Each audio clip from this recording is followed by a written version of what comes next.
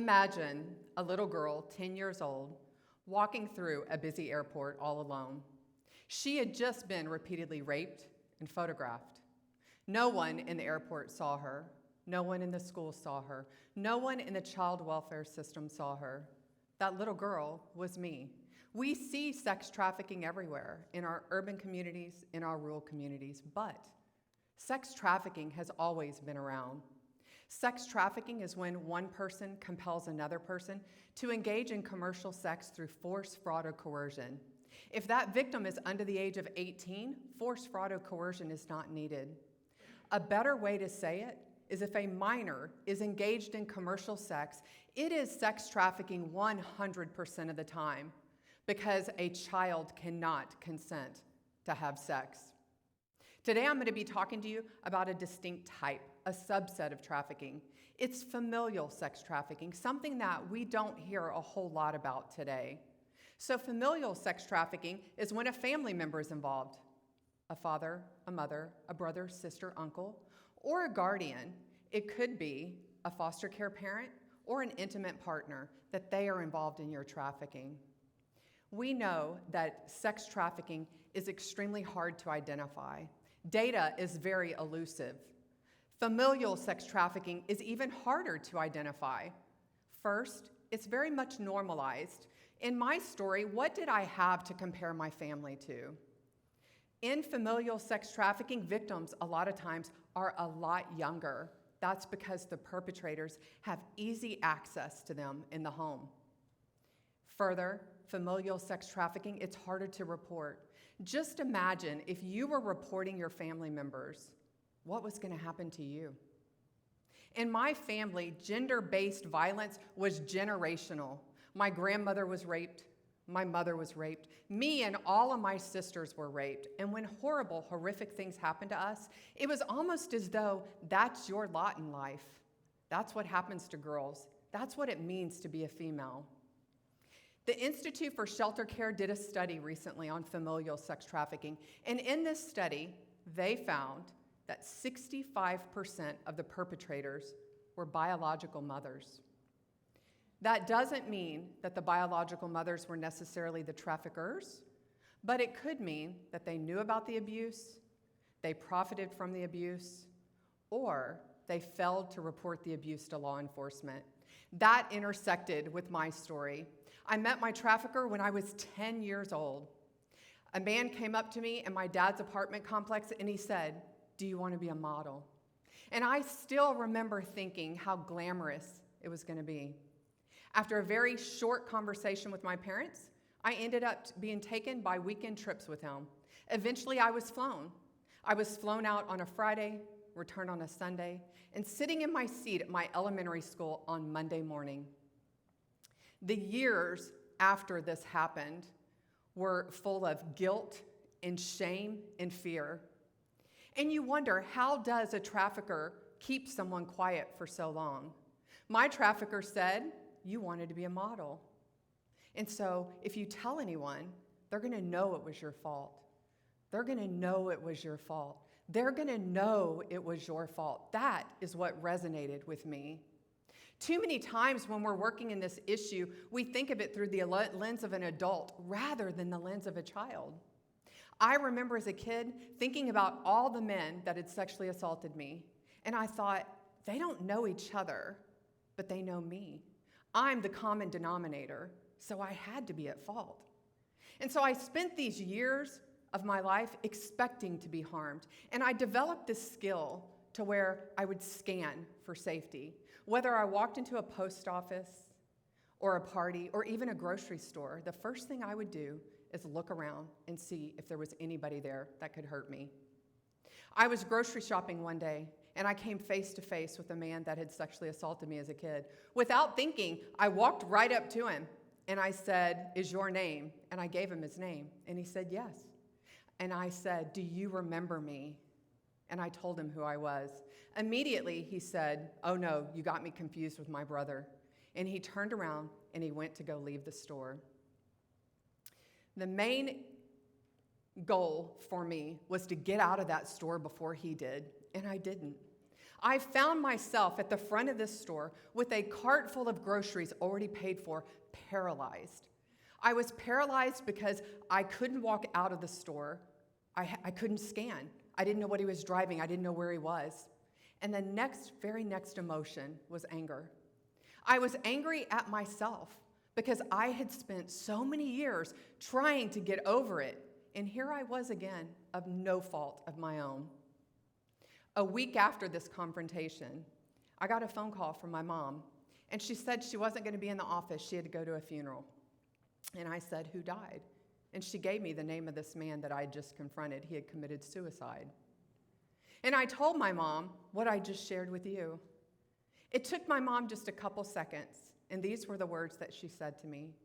She said, "It wasn't about you. He lost his job, and his wife left him. I know his family, so I'm going to the funeral in support of his family." That day on the phone, I actually didn't say anything else to my mom. But in my head, I just kept saying, "I am your family." And after this altercation, I began having nightmares. And I began having nightmares about what I always called as a kid the worst of the worst, my trafficker. I had never gone to the police.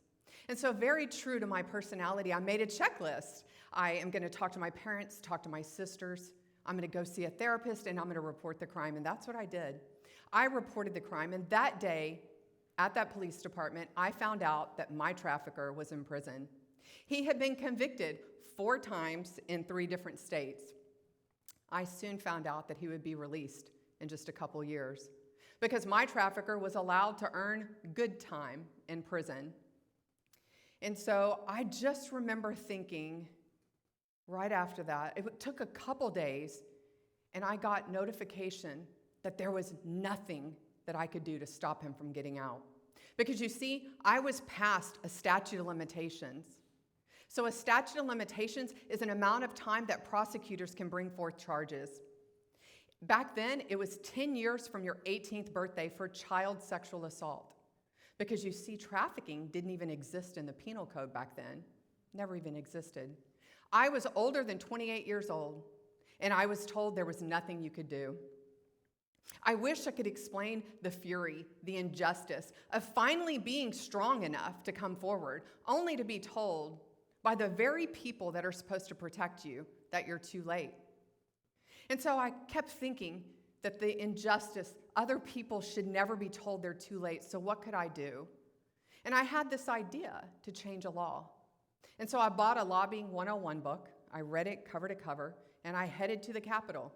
It took me 4 years, over 2 legislative sessions, but I abolished the statute of limitations against child sexual assault.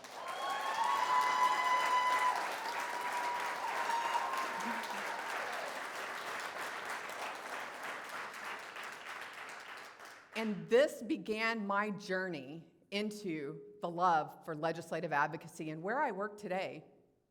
And so during this work, I had this epiphany. I still remember walking out of my back steps, walking to the edge of the patio where the concrete meets the grass. I can still remember the warmth of the sunlight on my skin, and I said out loud, "There are more good people in the world than bad people." At this time, I was 40 years old before I had this realization that for all of the horrific, horrible things that happen in this world, there are an equal number, if not more, of good people working on it. And so I still work in a lot of different avenues, and there have been challenges working with audiences that don't know a whole lot about human trafficking.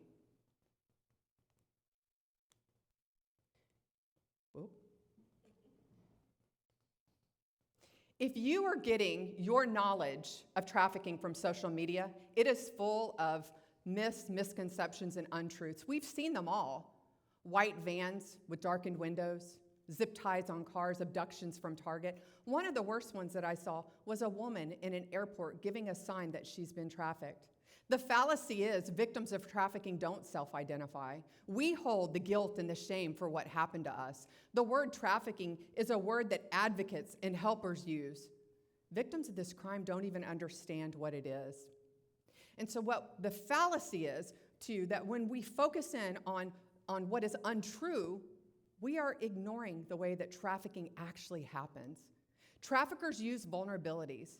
They use vulnerabilities of love, acceptance, friendship, and yes, even ambition.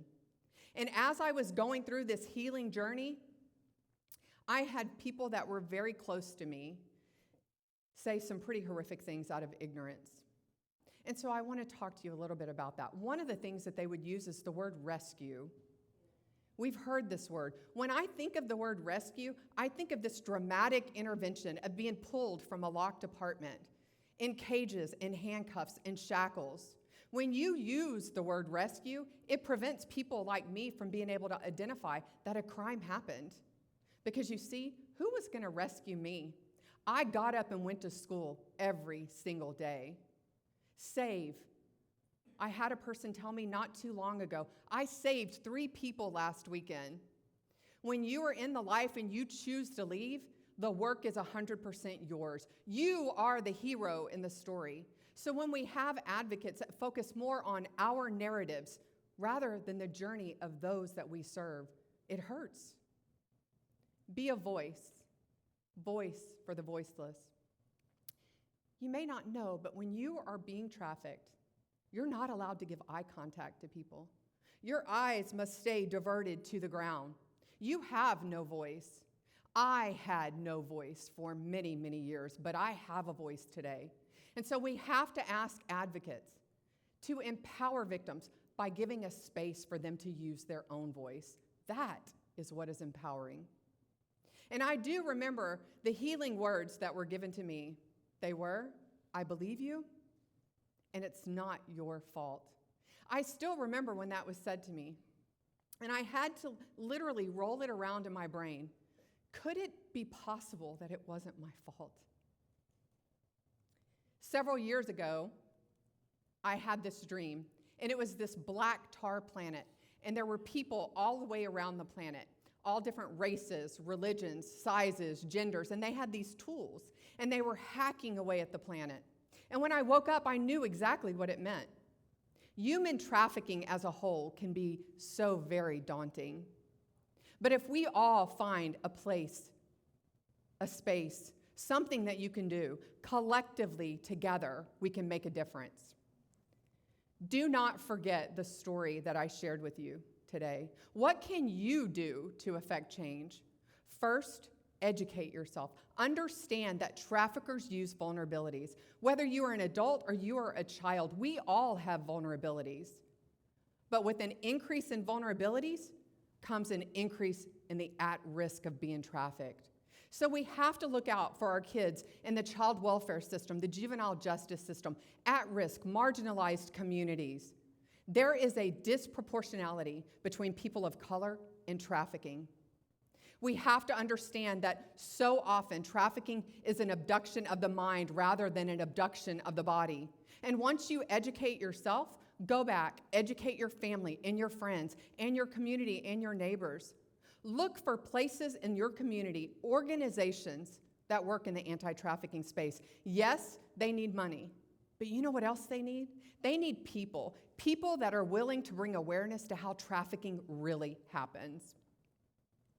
The Center for the Developing Child of Harvard University found that one trusted adult could play a pivotal role in the life of the child. That could be you.